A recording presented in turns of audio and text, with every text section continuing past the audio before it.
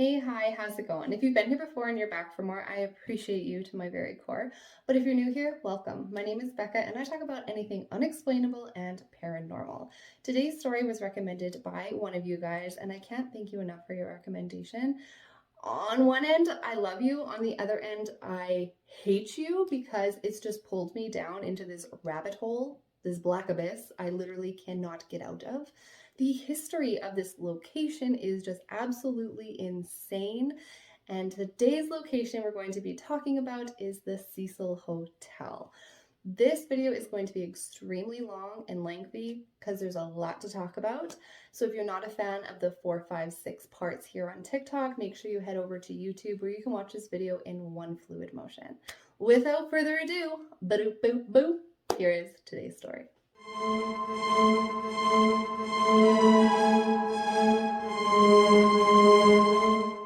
So it's a little bit later and I'm editing the video and I totally forgot to add a disclaimer. So warning, this series you're about to watch is for mature audiences only. It has graphic descriptions of crime scenes, murders, sexual assault, and suicide. Viewer discretion is advised. So you may be familiar with the Netflix documentary, The Crime Scene, The Vanishing at Cecil Hotel, which is a Netflix documentary that was released about the bizarre disappearance and death of Elisa Lam. Her story went viral back in 2013 when the Cecil Hotel released CCTV footage to the police of Elisa Lam. And when the police publicized it to the public, it went viral. Her behavior in the elevator raised a lot of questions. If you haven't seen the CCTV footage of Elisa Lam, you can hop on over to YouTube and watch it. It's about a 4-minute video. And I've seen it close to 100 times because it just was so bizarre to see somebody acting in that manner. I must have personally asked, what is she doing? Close to 30 times. Now, the Netflix documentary really zones in on Elisa Lam's case. If you want me to cover Elisa Lam's case, I can do it in a completely separate video. Just let me know in the comments down below.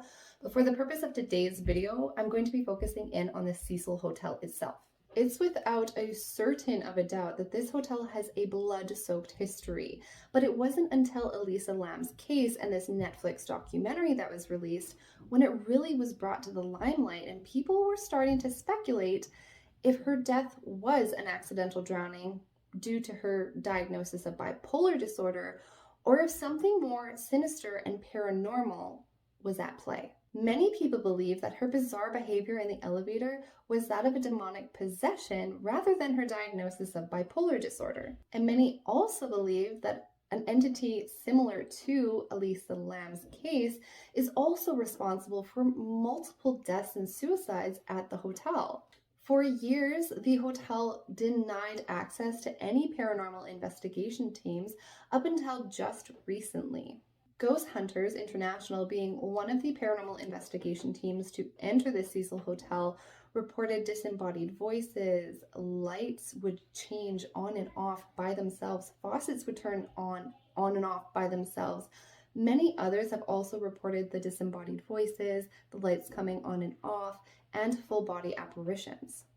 With serial killer tenants, high-profile cases like Elisa Lam, and hundreds of other suicides and murders that have taken place at this hotel, it's no wonder that this hotel is known as the most haunted hotel in all of North America, and in some places, the entire world. So sit down, get comfortable, because we're about to dive into the history of the Cecil Hotel. Not all of the deaths that took place at the Cecil Hotel, because I would be here forever, but we're going to focus in on the more publicized cases as they're easier to find information on and cross-reference to make sure that I'm giving you guys accurate information. So with that being said, I hope you enjoy. I love how Chase is just like, boop. What's up, bud? How's it going? Losing my goddamn mind.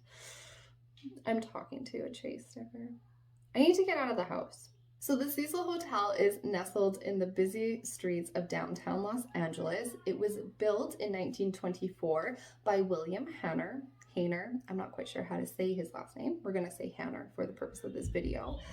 With the full intent of being this just gorgeous, luxurious hotel for businessmen, high-class elites to go and visit, including tourists. Hannah ended up spending about $1 million, which is equivalent to $24 million, our money, current time, on this 700-room, 14-story, just a beautiful hotel. The staircases were just immaculate. The woodwork in this hotel was so precise and so much detail. The lobby was just covered in marble. Like, this was set up to be an extremely luxurious hotel. Now, the Cecil officially opened for business in 1927, and sadly, only a couple years after the Cecil was opened, the whole world was hit by the Great Depression. Just like many cities throughout the world, Los Angeles wasn't prepared for the economic collapse, and unfortunately, thousands of people became homeless. With a high population of homelessness, it seemed as though they gravitated towards each other to support each other during such a tough and economical downfall, and they ended up populating the area surrounding the Cecil Hotel. This area is now known as Skid Row. If you're not familiar with Skid Row is now an actual community within LA. It's immediately east of downtown LA, and it covers about 50 city blocks. As of 2019, there was 4,757 homeless people that resided in this community. Sadly, after Skid Row became this developed community, it gained a reputation for having an extremely high crime rate and an extreme amount of violence. For many years, Skid Row actually made up about 60% of the total crime rates in all of Los Angeles. And despite William Hanna remaining optimistic that his hotel would still remain this luxurious hotel regardless of the surrounding community, unfortunately, the Cecil Hotel's reputation kind of got pulled into the same reputation that Skid Row had. In the years following, the Cecil Hotel would ultimately turn from this luxurious stay hotel into affordable housing for the homeless. Once the Cecil Hotel kind of turned into this hostile rooming house environment, a lot of crime happened. When I say a lot, I mean that you can scroll and keep scrolling on just the reported deaths at the Cecil Hotel.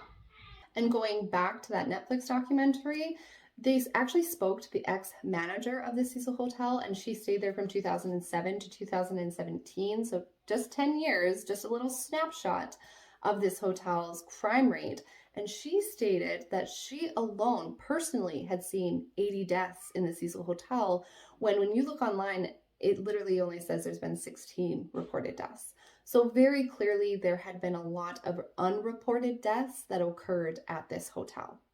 The very first death to occur at the Cecil Hotel was on January 22nd, 1927, only a few short months after the Cecil Hotel had opened. Percy Ormond Cook ended up taking his own life with a single gunshot to the head after a disagreement with his wife and child. Sadly, dozens of suicides followed Percy's, from hangings, poisonings, and the most common being jumping from the hotel's story windows. But it wasn't until October 12th, 1962, where it was really brought to the public's attention on how many suicides were actually occurring at this hotel. So on October 12th, 1962, George Giannini, I believe is how you pronounce his name, was walking by the Cecil Hotel. He was just enjoying the day. He had his hands in his pockets, and he was just strutting along, when all of a sudden he was struck by a falling woman. Pauline Otten, who was 27 at the time, had gotten into a really heated argument with her husband in her hotel room. When her husband stormed out of the hotel room, she wrote a suicide note and ended up leaping from the 7th story of the Cecil Hotel. Now, coincidentally, George Giannini was just walking below and she fell on him, killing them both instantly. At first, when police arrived on the scene, they honestly thought they had a double suicide case. But it wasn't until they started investigating George's body when they realized that his hands were still in his pockets. And the police believed that if he had jumped from the 7th story, it was most likely he wouldn't have had his hands in his pockets. So for the very first time in United States history, they had ruled Pauline's suicide was the cause of George Giannini's accidental death. And over the years, the events at this hotel and the deaths at this hotel just got worse. In September of 1944, Dorothy Purcell, who was 19 at the time, was staying at the Cecil Hotel with her boyfriend Ben, who was 38. Dorothy woke up in the middle of the night with abdominal pains and quietly snuck from the bed to the bathroom as not to wake up her boyfriend Ben. When she arrived in the bathroom, to her utter surprise, she delivered a baby boy. Now, Dorothy had absolutely no idea she was pregnant, so she stood there in a state of shock, being like, what just happened? But following her delivery of her beautiful baby boy, she proceeded to take her baby and throw him out the window of the hotel. When she was interviewed, she stated that she believed she had given birth to a stillborn, but the coroner's report would show air in the baby's lungs, so sadly, that baby was born alive. Following this absolutely atrocious murder, Dorothy was charged with murder, but at her trial she was found not guilty by reason of insanity. Dorothy was later admitted to a hospital for psychiatric treatment. This was the hotel's first reported homicide. Sadly, following the first reported homicide at the Cecil Hotel, it wasn't much longer until the second one occurred. On June 4th, 1964, Pigeon Goldie, who was a 65-year-old woman that had worked at the hotel as a telephone operator, was sadly found deceased in her hotel room. She had been raped, stabbed, and strangled to death. This news absolutely shook the entire hotel, as a lot of residents and a lot of people in the surrounding area knew Pigeon Goldie. Every day she would put on her LA Dodgers hat, walk down to the square that was really close to the hotel and feed the pigeons. And people at the hotel, when they were questioned about Pigeon Goldie, would say, I literally just saw her 2 minutes ago. Like, how did this happen in such a short amount of time? During the investigation of Pigeon Goldie's murder, it was found that there was another case that had a similar MO, and it just sounded very similar to Goldie's case that wasn't too far away. But unfortunately, there wasn't enough evidence to tie the two cases together. It was suspected that there could potentially be a serial killer in that time within that area. But unfortunately, Goldie's case was never solved, and it still remains unsolved to this day. As if that wasn't enough to make it the most morbidly sinister hotel I've ever heard of, we're going to throw in the fact that 2 serial killers stayed at this hotel during the time that they were on their killing sprees. The first serial killer that stayed at the Cecil Hotel during his killing spree was Richard Ramirez. If you don't know him by that name, you might know him by the Night Stalker. If you're unfamiliar with Richard Ramirez or the Night Stalker, just a quick little spark notes for you. From June 1984 to June 1985, he brutally strangled, raped, and stabbed 13 victims of all age ranges. He often left satanic symbols at the crime scene, which is how he got his nickname from the media as the Night Stalker. On August 13th, 1985, during his stay at the Cecil Hotel, the police released a sketch of Richard Ramirez to the public. The very next day, someone from the public recognized Richard Ramirez from the police sketch that was released the day before. So this person calls the police. But if that wasn't enough, this person took matters into his own hands. He rounded up a group of civilians to chase down and detain Richard Ramirez until the police arrived. Richard Ramirez panicked, tried to steal a vehicle to get away, but the crowd was just too big. They ended up pulling him out of this vehicle, beating him until the police arrived. They need awards. His trial began in early of 1989, where every single day when he would show up to court, he would hold his hand up like this and he would have a pentagram drawn on his palm. In September of 1989, he was charged of all 13 murders and sentenced to death. After receiving his sentence, he said, quote, "Big deal. Death always went with the territory." End quote. It was believed he had committed other murders during his reign of terror, but the 13 murders was what he was charged with. While on death row at San Quentin State Prison, he was diagnosed with cancer and passed away from cancer in 2013. Good riddance. So back to the Cecil.